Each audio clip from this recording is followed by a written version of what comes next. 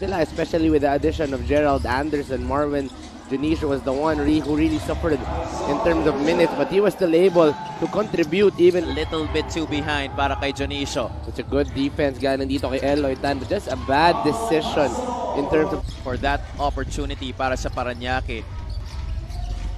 Junicio fakes the three. Drop pass inside, the bounce to the last game. Early on, we're seeing an exceptional pass of the game that's brought to you by Boracay de la Ia, the official hotel and resort of the Mpbl. J-Boy, now he's blocked by the white shirt defense. Castro will challenge Dionisio. Marwin off timing on the check. Just Paolo Castro running right away. To every time Marikina is making a mistake, alam nila na kulang itong Marikina was trying to run somewhat of a triangle offense. Medyo nagkaroon ng reversal of roles dito sa game natin. We have set up by Paulo Castro. Siya naman nakapasa dito kay J-Boy Solis, just returning the favor on that previous alley-oop play. You can never leave J-Boy Solis alone. This guy is the modern day big, where he really will stretch out the floor. But on the other end, Marwin Junicio definitely longer. So we're gonna see a length versus strength matchup on the down low, and we see length right away. Ujan already and somehow boost their end game para makuha ang reward sa pagpunta nila dito sa Oriental Mindoro. Thank you so much, Sheila. I love how you pointed out that they seem to be on the same playing field as most. Solis gets the loose ball, almost a steal for Marikina. The shot bounces in para kay Joshua Galliano na bagong pasok dito. And they're shooting outside. This guy can really stretch it out. So let's see kung mabibigyan siya here in our ball game. To talk about impressive debuts, Car Baklay. Matchup playing here in this game. Cornelius gets a drop pass, leaves it for Jason Strait, and Strait will scoop per contest. You know, one thing scary about Parañaque, hindi mo alam kung sino mag-iinit para dito sa Parañaque. Sometimes it's Galliano, sometimes it's Zelo Razon, sometimes it's Keith Piro, sometimes it's Paulo Castro. So you never really know who will step up and play good para dito sa Patriots. Okay. Willing to battle it out whoever is in front of them. Young and upcoming those terms, especially they've been showing it this season. Razon to beat the buzzer, gets the roll, and he finishes the first 10 minutes of action with a three-pointer para sa Parañaque. Pate and Marikina with 7 and 10 records. They're trying to secure a spot in the playoff picture sa ating Northern Division. They're the next, because you wouldn't want to be in regret at the end of the season that you lost a spot in the playoffs by just a game, or a spot by having home court advantage by just one game. So kailangan talaga each game you treat very importantly. As we see the attack here by Baklay, you know, it's his first game, but obviously with the system, nasanay na siya. He is very comfortable. But we also see that good. Formerly of the Batangas City Embassy Chill. RV Burjay also fresh off the bench para kay Coach Raisal Castro. Lothar short this time. Lian Martel with the rebound. Burjay, sorry, that's Alex Hunsay scoring in transition. Tuwing magkakamali itong Marikina, you actually see them automatically running that fast break. 8 fast break points out of their 29. In referring to the absence of some key players for today, plus Coach Elvis Tolentino.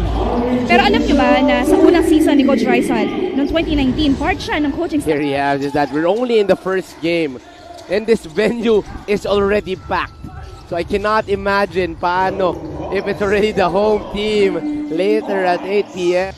The Gomez de Leaño brothers, who are everybody's on the basketball world. Pero para sa akin, ang pinaka-pogi ay si Tito Bert Gomez de Leaño. Hope you're having fun. Joe already has 4 or 5 points actually in the ball game. Here he is once again. He'll take it from the outside, swishes it through. He's feeling it right now. Able to recover. Joe trying to steal it away from Parañaque. Castro, he loves that spot. That's pretty much top scorer for Parañaque in their last game. 14 points. That's his first bucket here in this game against Marikina. Dionisio will be lucky to get it back. Back and forth we go here in the second quarter. Strait gets it back on the handoff. They set up Joe GDL. Joe for three. Backs it off the glass. The bank is open here in Calapan City. Best, not the straightest shot para kay Jason Straight. The zone defense working automatically para dito sa Parañaque, and as long Sheila Salaysay. And right away, Parañaque getting a stop, converting it into on the lane. Jonicio, 3-on-2 para sa Marikina. He will go all the way. Marwin Jonicio. That's such a strong attack. Keith Pido. Those were all good attempts para dito sa Marikina. They just couldn't find a way to get that ball inside the basket. But on the other, Outstanding play from the last game. Did not miss from the field against the Gensan Warriors. 13 points, 5 out. Liagas loses it. Ujan gives it to Fornilio. Sidestep. That's a good challenge. Previous offensive na Marikina. There you see the miss by Fornilios and the trail jump. fourth quarter. But so far, both teams are just trading turnovers. Both teams are just trading baskets. 50-48. Marikina extending that lead. No whistle was blown. Gerald Anderson nagbalik na dito para sa Marikina. Tries to get a score against Jello Razon. Bump you, and then all of a sudden goes for that stop and pop. You know, a lot of guys still gets fooled by that move with Gerald Anderson. And again, And nagdadala rin siya ng mga players who he can play with during his free time. Kind of like what Michael Jordan did on Space Jam. yeah, you really know that Gerald Anderson is really a hooper. So you see here the second chance points, 13 para sa Marikina. That's why they have a 5-point lead here. But Ujan once again Stepping up on different occasions in this game. Solis gets it to Egan. Back to J-Boy. Paulo Castro, he seems to be okay. Injured his left ankle in the first half. Jello Razon able to beat the shot clock. No score. Castro ahead of the pack.